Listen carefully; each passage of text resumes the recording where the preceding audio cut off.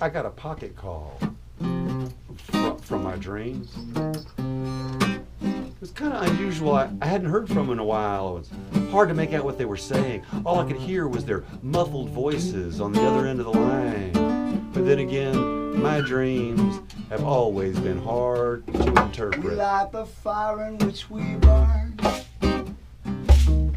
We are the prisoners with the key, and all the secrets that we learn, they're all like waves upon the sea. I stepped into a quiet place where I could hear them. I mean, come on, how often you get to eavesdrop on your own dream? They seem to be some bar hanging out with the dreams of others. Who were these dreams my dreams were hanging out with?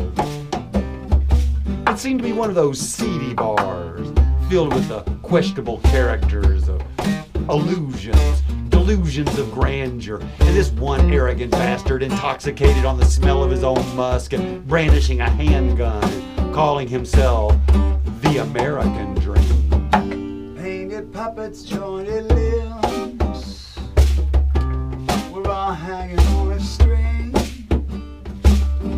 Gallows humor always wins, you realize eventually.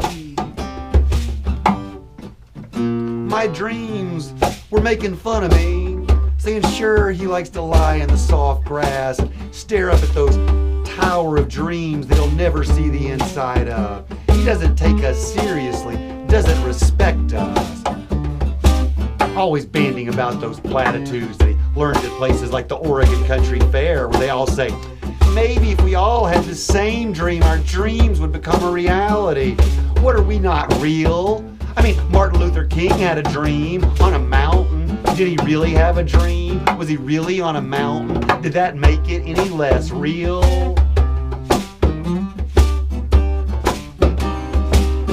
I don't believe the believers and all the stories that they sell. Rag pickers, bottom feeders are the ones I'm wishing well.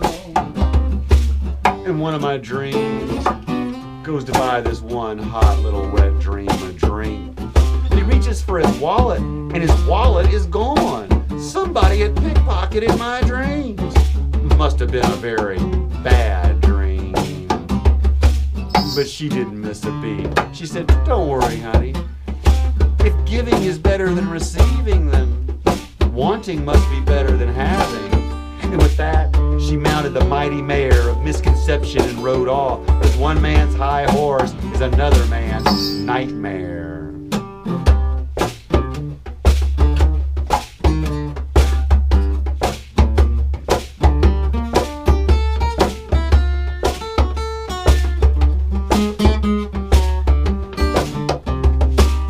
We're all waiting for the cure. We're all talking to our beats. One thing I know for sure, you can't depend on anything. And on one end of the bar, there was this one dream, lonely and miserable. Another lost dream in a tavern full of other lost dreams. Naturally, my dreams sat down beside him. Because I don't know about you, but my dreams have always gravitated towards lost causes. It turns out he had once been a great dream, a champion, in fact, a dreamer. But the thing that sucks about having great ideas is that hard work will surely follow. And what self-respecting dreams of mountains of hard work? Perhaps that's why he was suffering from pre-traumatic stress disorder. I dreamt a war upon my dreams, and all the things of which I dwell became the shape of my world and the crust of my mind shell. And my dreams descended down the bar, a long smoky tavern full of busty barkeeps, glittery lights, and really tired music. Yes, my dreams radio. What, your dreams gamble? Is nothing sacred? Why, yes, but if nothing is sacred, what does that make everything? And with that, I pulled the one-armed bandit of alternative realities, and I heard the sound of gold coins landing in the tiny purses of little old ladies.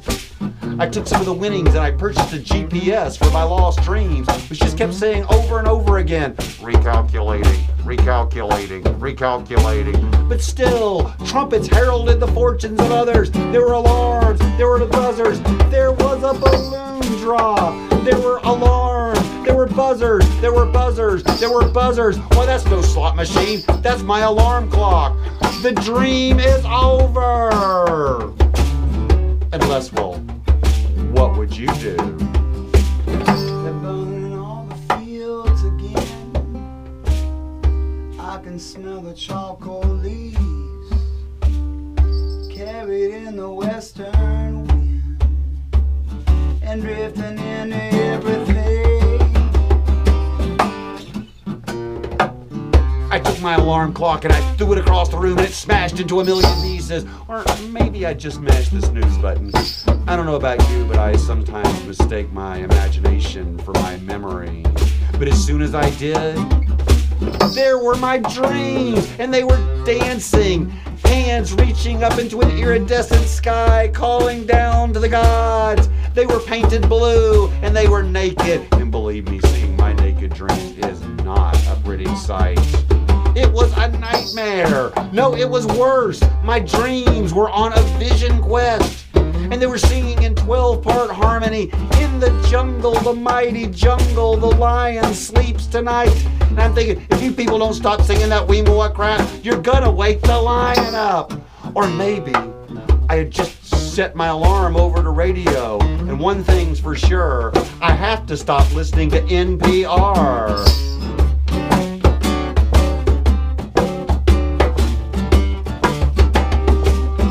Light the fire in which we burn. We are the prisoners with the key and all the secrets that we learn.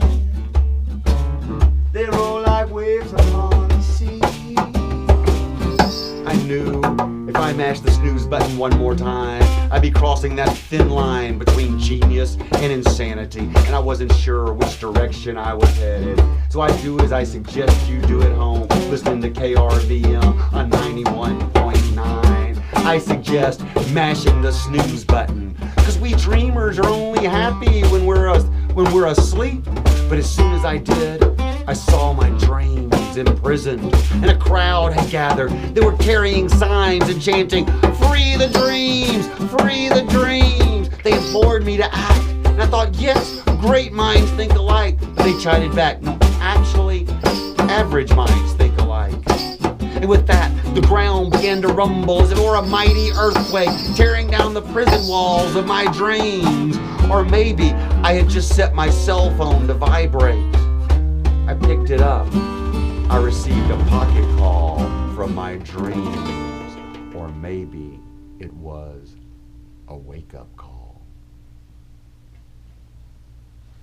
Chris Chandler and Paul Benoit with the title track from their new album, Pocket Call from My Dreams, live here in the KRVM studios. Wow, that was great, guys. I really enjoyed that, and I also enjoyed seeing you out at the fair last week. How did you guys do? We had a great time at the fair. I always do. It's been a real pleasure to be coming up, at least once a year. I'm so flattered that they continue to bring us back. It has allowed me to come to the Northwest a couple of times a year for several decades now. That's great. So this new album is your third album together, right? Yes, indeed. And it seems like listening through it, you've gotten a little more political on this album, Chris. Yeah, well, the world's becoming a more and more political, more and more dangerous place. So, things have got to be said. That's true. In the past, I have put out records that were just purely political, during the Bush years, and I got so tired of making George W. Bush jokes that I decided to pull back and stretch out and talk about some other subjects, which we did over the first two albums. And things are getting crazy all over again, and I thought it was time to speak out about a couple of things. That's great. And Paul, that tune is one that you wrote to go along with that poem, right? Yes, yeah, I wrote it a few years ago, and it's off. It's a title track of an old solo CD called Right Pickers. The name of that song is Right Pickers. So you wrote that song before you started collaborating with Chris? I think I wrote it during the time that we were collaborating, and then sometimes we're always trying to work up new material, so we find songs that work with his pieces or pieces that work with my songs. We sort of go back and forth from time to time, and every now and then I write one for his song. And Yeah, then so sometimes you pick a song like a cover tune of somebody else's that is more appropriate for the poetry book. Exactly, something that really fits. I think on this album it's about half of my songs and then half cover tunes. And fairly common cover songs too. At least 3 of them are. Peace, Love, and Understanding, Maggie's Farm, Money, Yeah, Money by and Pink Mercy, Floyd. Mercy, Mercy. Those are the 4 covers, and then 4 of my originals on there. Do you, when you're thinking about one of Chris's poems, do you sometimes create a song just for that, or is it more? I think usually I try to find a song. I like to play as much original music with Chris as I can. I mean, I just prefer that, and I guess I try to go back through my catalog and find something that works. Or a lot of times I have some new songs that haven't been recorded yet, but I have about 8 solo CDs, I think. So there's old material and there's new material that I'm still thinking about, recording in the future. So you kind of do whatever works, and if I don't have something, we do. Sometimes a he gives me a copy of his lyrics and says, write something for this, and or do you have something for this? So, and oftentimes it's a hybrid. I mean, any writer that, well, I don't know if that's true for everybody, but at least for me, it seems like I almost never start from scratch with something. It's like, okay, something on this subject, what have I got in my sort of notes and bags of tricks, and I'll sort of start laying things out. Very rarely is something just like, okay, write something on this subject. I think we've been doing that a lot more lately too. We're trying to do more of that, presenting songs to him and see if they work. Okay, well, great. Well, I think we got time to play one more. Well, this is a good example because this is a song that I heard of Paul's that I really liked, and he challenged me last July 4th, it was just over a year ago, to write something positive about this country, and to do it with this song, and this is what we came up with. All right. And also, I'd like to make sure we know that Jarrod Kaplan's playing with us here today. Local. Hello, I am here. Yeah, local drummer. Thank you, Jarrod. You're welcome.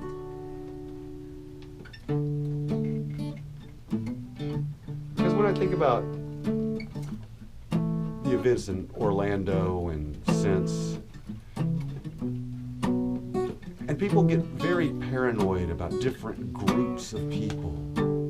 But I think that the thing that makes America great is the very thing we are most afraid of, our people.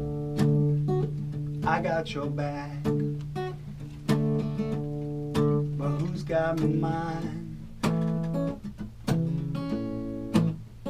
I felt like a ray out on the line.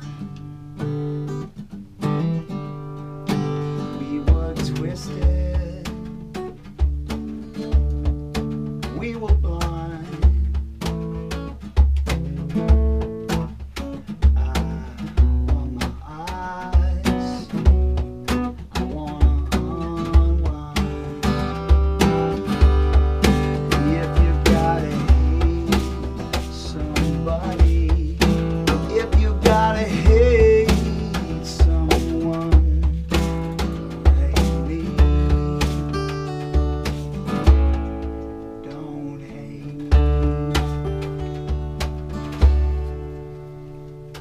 From the beginning, America has been a hodgepodge of sundry and diverging groups. It is what makes us great. 200-300 years ago, and even last week, it was the best and the brightest that came here. It was the adventurers, the free thinkers, the risk takers that came here. It was the debtors, the ne'er-do-wells looking to start over, the extremists, the fanatics, the radicals, the persecuted, the prospectors that long for the salvation of a new beginning. It was the draft dodgers, the exiled intellectuals, the starving, and the industrious. It was the refugee. They came from all over the world and spoke many languages. At one point, we nearly adopted German as our national language. You're always counting and keeping the score. I'm falling behind. I'm outside the door. I am imperfect, but it's not a crime. You're shining a light. I'm walking a line. And if you gotta hate somebody, if you gotta hate someone, hate me. Don't hate me. In 1776, there were 2.5 million non-native people in what is now known as the United States. No nationality held a clear majority, and 20% were of African descent, which is more people than from any single country in Europe. At one point, it could be argued that Swahili was the most spoken tongue in the Western Hemisphere.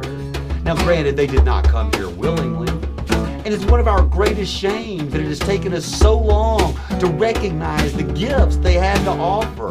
For even though Africans were subjugated for most of their history in the Western Hemisphere, the contribution to what makes America great is immeasurable.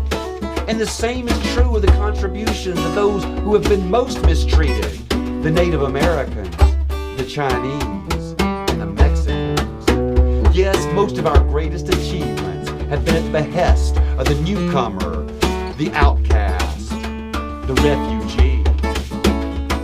It was the newcomer, the immigrant, the refugee that put his body on the line against an armed private militia in the struggle to give us the 8-hour day, perhaps our country's most monumental achievement.